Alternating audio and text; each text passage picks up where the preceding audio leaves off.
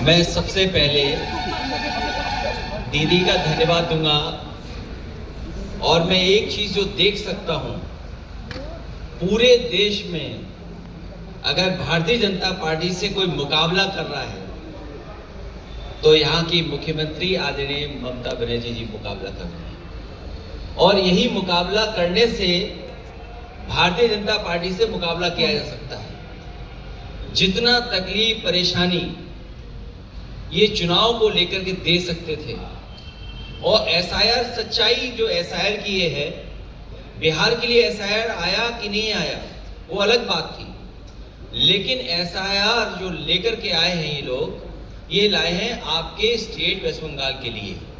और जानबूझ करके इलेक्शन कमीशन की जिम्मेदारी ये बनती है वोट बढ़े, ज्यादा से ज्यादा लोग वोट बना करके वोट डालने आए। लेकिन पहली बार ये देखने को मिल रहा है कि election commission, Bharatiya Janata party SIR के बहाने एनआरसी कर करके आम जनता को परेशान कर रहे हैं, और उनका लक्ष्य है कि ज्यादा से ज्यादा वोट यहाँ पर काट दें, जबकि उनकी जिम्मेदारी है वोट बढ़ाना, उनकी मदद करना, वोटर्स की मदद करना। आपने देखा होगा जब कभी चुनाव होता है, इलेक्शन कमीशन कैंपेन रन करता है इस बात के लिए कि ज्यादा से ज्यादा लोग वोट डालने आए, लोग ज्यादा से ज्यादा निकलें, नई उम्र के लोग वोट बनवाएं।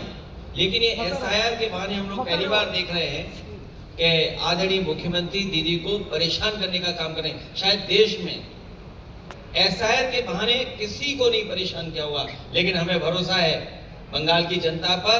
यहाँ की जनता अपनी दीदी के प्रति जो प्यार लगाव है वो उन्हें यहाँ से मुख्यमंत्री बनने जा रहे हैं। बीजेपी की लड़ाई जो वो है वो हारने की लड़ाई है उनकी।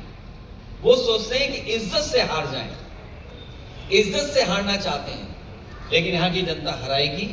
और हमें उम्मीद है कि सेकुलर फोर्सेस और जो हम भाईचारा एक दूसरे से मिलकर के चलते हैं, जो हमारे देश की पहचान है, ये हमारे देश के सेकुलरिज्म से खिलवाड़ कर रहे हैं। और वो भी इलेक्शन कमीशन से मिलकर, जो कॉन्स्टिट्यूशनल बॉडी है। यहां तो हो ही रहा है, लेकिन उत्तर प्रदेश में इससे ज्यादा वोट काटने का काम कर रहे हैं। मुझे खुशी है कि दीदी ने ईडी को हरा दिया, और Bharatiya Janata party pen drive का पिन नहीं भूल पा रही है। वो भारतीय जनता पार्टी ये भूल गए हैं कि यहाँ का प्रदेश दीदी के लीडरशिप में ये कल्चरल यूनिट है, पॉलिटिकल यूनिट नहीं है। ये नासमझी कर रहे हैं। यहाँ के लोग प्रेम के, रविंद्र जी के भजन सुनते हैं, यहाँ का गान सुनते हैं, मिठास सुनते हैं, नफरत के गाने नहीं सुनते। ये दरारवादी लोग जो बांट करके राजनीति करने वाले हैं वो कामयाब होने वाले नहीं हैं। यहाँ की मिठास जीतेगी, यहाँ की आदरणीय दीदी जीत करके जाएंगी। अखिलेश जी, एक ही बात है, आप लोग ने सब वोट चोरी के ऊपर चिल्लाया है, आप लोगों ने बात किया, आवाज उठाए। एसआईआर को कहेंगे क्या डेमोक्रेसी की हत्या किया जा रहा है एसआईआर के माध्यम से? एसआईआर एनआरसी था, क्योंकि कई लोगों को नागरिकता साबित करनी पड़ी। अभी तक तो वोट चोरी की बात कर रहे थे, लेकिन मैं बधाई देना चाहता हूं दीदी को कि जिन्होंने डिजिटल डकैती को बचा लिया। सोचिए, डिजिटल डकैती की उन्होंने, वो क्या हासिल करना चाहते थे? आपकी जो डेटा है उसको हासिल करना चाहते थे।